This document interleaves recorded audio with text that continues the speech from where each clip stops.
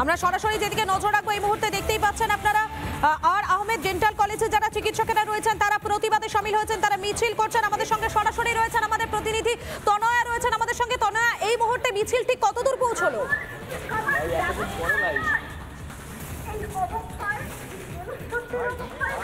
দেখো, আর আহমেদ ডেন্টাল যে medical college এবং হসপিটাল থেকে এই মিছিল, প্রতিবাদ মিছিল বেরিয়েছিল, তা এজেসি বোস রোড হয়ে এই মুহূর্তে দাঁড়িয়ে রয়েছে।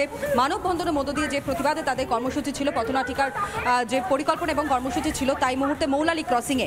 এবং যে ছবিটা এই মুহূর্তে আমার ভিডিও জার্নালিস্ট দেবু দেখাচ্ছে, অর্থাৎ দেবব্রত বোস দেখাচ্ছে, দেখো একেবারে স্পষ্ট এখানে কিছুক্ষণ আগে কিন্তু এই পথনাটিকা সংঘটিত হয়, যেখানে রাস্তার মাঝখানে একটি সাদা কাপড় রয়েছে, যেই কাপড়ই কার্যত দেখাচ্ছে যেদিনকে অভয়ার ওপর এই নারকীয় হত্যালীলা চালানো হয়, অত্যাচার চালানো হয়, ঠিক সেই মুহূর্তে কি হয়েছিল। এবং তাদের এই পথনাটিকার নাম মধুকল্পিতা, আমি অভয়া, অর্থাৎ তারা এই কথাই বলছেন। আর এই মুহূর্তে দেখো সেই ছবিটাই দেখাচ্ছি, যেখানে অসংখ্য জুনিয়র চিকিৎসকেরা এই ডেন্টাল হসপিটালে তারা রয়েছেন এবং একেবারে তারা প্রতীকীভাবে যেভাবে প্রতিবাদে সংগঠিত করেছেন পথনাটিকার মধ্য দিয়ে, সেই ছবিটাই দেখাচ্ছি।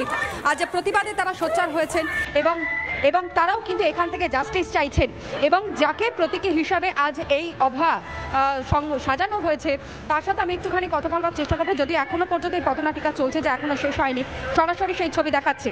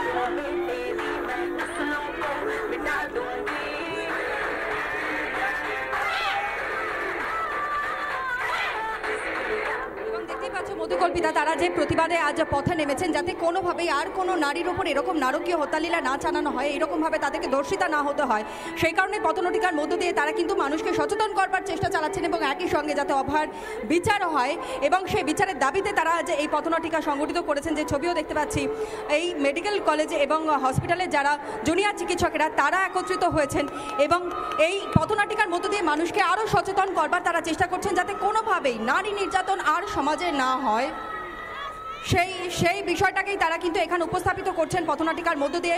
এবং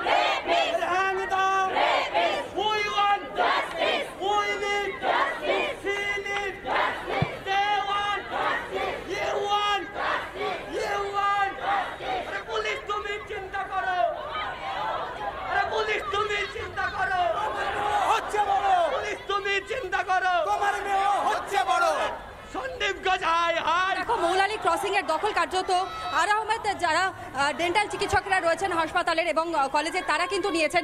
অসংখ্য মানুষ, দেবব্রতকে আমি একটু দেখানোর কথা বলবো, মৌলালি ক্রসিংয়ে তারা মানববন্ধন করছেন এবং যারা উপস্থিত রয়েছেন পথ চলতি মানুষজন তারাও এই মুহূর্তে দাঁড়িয়ে পড়েছেন এবং যেভাবে তারা পথনাটিকা করলেন, যেভাবে সংগঠিত করলেন, যে 9 তারিখ অর্থাৎ বলা যায় 9 তারিখ যেভাবে অভয়ার দেহ পাওয়া গিয়েছে আজিকার মেডিকেল কলেজ হাসপাতালের 4 তলার উপরে সেমিনার রুমে, মূলত সেই ঘটনা কিভাবে ঘটতে পারে এবং তারই সঙ্গে এই যে ঘটনা ঘটেছে সেই ঘটনার প্রতিবাদে তারা আজ পথে নেমেছেন। মৌলালি ক্রসিংয়ে এই মুহূর্তে এই ডেন্টাল হসপিটালের ছাত্ররা তারা উপস্থিত রয়েছেন।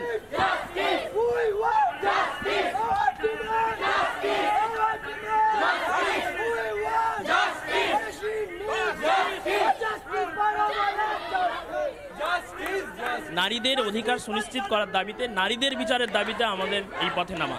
শুধু চিকিৎসক সমাজ নয়, আমরা নেমেছি সর্বসাধারণকে অ্যাওয়ারনেস করার জন্য, যাতে এই গণ আন্দোলন আমাদের চিকিৎসক সমাজের মধ্য থেকে স্বাস্থ্যকর্মীদের মাধ্যমে সর্বসাধারণের মধ্যে ছড়িয়ে যায়, তার একটা ক্ষুদ্র প্রয়াস হয়েছে। তার জন্য যাতে আমাদের দিদিরা সবাই যাতে সুরক্ষা থাকে, এই ঘটনাটা যেটা হয়েছে সেটা যেন আর না হয়, সেটা যেন আমাদেরকে প্রপারলি সেফটি দেওয়া হয়, সিকিউরিটি দেওয়া হয়।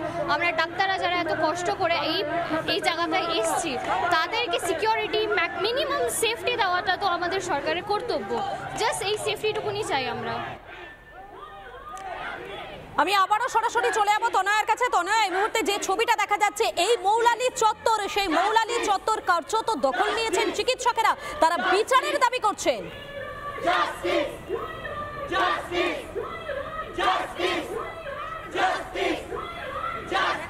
মৌলালি মোড়ে কিন্তু তারা মানববন্ধন করছেন, যারা কিছুক্ষণ আগে পথনাটিকা করেছিলেন এবং এই পথনাটিকার পরই তারা এই মুহূর্তে এখানে দাঁড়িয়ে রয়েছেন। যারা চিকিৎসকেরা রয়েছেন সিনিয়র জুনিয়র প্রত্যেকে, তারা আজ এই রাস্তার দখল নিয়েছেন একটাই কারণে, যেভাবে অভয়াকে হত্যা করা হয়েছে তার প্রতিবাদে তারা সোচ্চার হয়েছেন এবং সেই ছবিটাই দেখাচ্ছে মৌলালি ক্রসিংয়ে এবং এই মুহূর্তে তারা রয়েছেন। আরো একবার আমি স্লোগানিংটা শোনাবো,